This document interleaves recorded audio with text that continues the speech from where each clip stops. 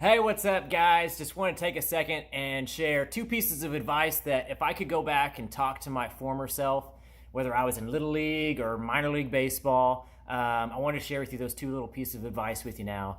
And number one, I would tell myself to let go of what other people think about me, right? It's almost impossible sometimes, but I was so concerned about what everyone thought. My teammates, did they think I was good?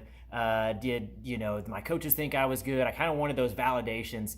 And, I was a kid that got great grades. I didn't like being the 90% A, right? I wanted the 100%. I wanted people's approval. I didn't like being in trouble. And this is a tough game, baseball, all sports really, to have to kind of deal with not living up to expectations, right? And so I was so concerned that everybody thought I wasn't any good and that type of thing whenever slumps would happen. And there's a saying that I found to be very true, and it's that when you're 15 years old, you're very concerned with what everyone thinks about you. And when you're 40 years old, you stop caring what other people think about you. And then when you're 60 years old, you realize no one was ever thinking about you in the first place, right? Because you know what they're thinking about? While you're home and you're thinking about all your shortcomings and wondering how this looks, what everybody thinks about you, everybody else is at home doing the exact same thing, right? They're not thinking about you when they're, having their quiet time or whatever it is, just thinking, oh man, that guy over there, I can't believe he's still, only gets one hit a week or whatever it is. They're thinking about all the shortcomings on their side. And so I've even had some friends of mine, we're in a fantasy football league now, and baseball came up. We're all minor league teammates, and something came up about me as a player. And my last year I hit 201. I think I shared it in the program, and just felt terrible about how I played. And they were like just going on about how good I was. Oh, McGill this, McGill that. And I was kind of like waiting for the sarcasm. You know what I mean? I was just like, wait, these guys think I'm good? You know what I mean? Like, how did this, they weren't paying attention as closely as I was, right? Like they just kind of looked at me like, oh yeah, he's good, whatever, and move on. And we're about their own problems. And the second piece of advice would be to not be so afraid of what's going to happen if things don't work out, because that kind of haunted my career the entire time. It was sort of the monster under the bed, so to speak. I just didn't know what I would do after baseball was over, right? Like it's all I ever did. I went to college. I changed majors 3 times, I think it was, just for transferring purposes, right? Like I didn't have a plan B. And if I wasn't a baseball player, who was I, right?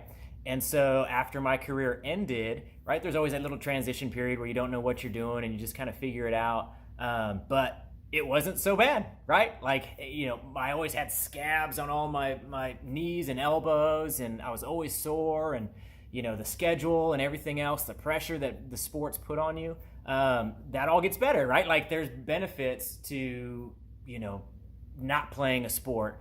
And I was just always so afraid of, what life is like afterward. And, you turn the light on and you look under the bed and boogeyman's really not there. You know what I mean? Life is good. So like I had this extra weight that I was putting on myself.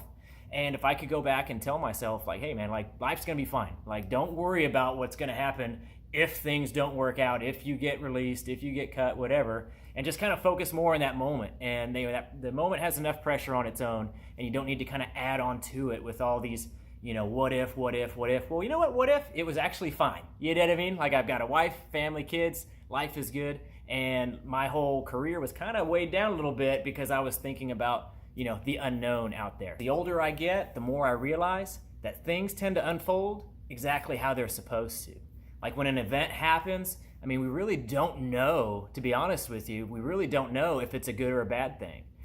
One of the saddest days of my entire life, saddest periods, was when I got skipped in the draft, right? I was expected to go 10th to 15th round, something like that. I was on my way to the minor leagues, then going to go head out into the big leagues and start my career. And 50 rounds of the draft come and go, and my name didn't get called.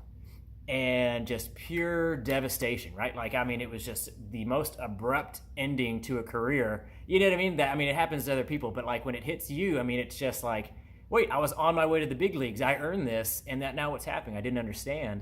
And it was a really sad period for me. Like the Astro scout had called me, said, hey, stay in shape. I don't know what happened here, but I'm gonna keep beating the drum, try to get you in. And I was just kind of like, okay, that's fine. So I stayed in Los Angeles, where I was at the time, and met a girl, right? And so we kind of hit it off, and she moved back to Louisiana after the summer was over. Right about that time, the Astros called me, said, "Hey, good news, we got you in." Went to spring training, and went on for a little bit after that. And turns out that was my wife, right? And so if I had gone off to some middle of nowhere Tennessee or the Penn League, I never would have met her. And so the thing that was the most devastating event in my life turned out just fine, right? Like more than fine, right? It was just the path that I was supposed to go down. And so I would just encourage you just to know that you're exactly where you're supposed to be right now. And maybe you need to make adjustments, maybe you don't, right? Like life kind of gives you those corrections there. But don't stress out about being behind or anything like that. Just don't put that extra pressure on it, because you're right where you're supposed to be. So anyway, hope that's helpful. Let me know if you have any questions on it. All right.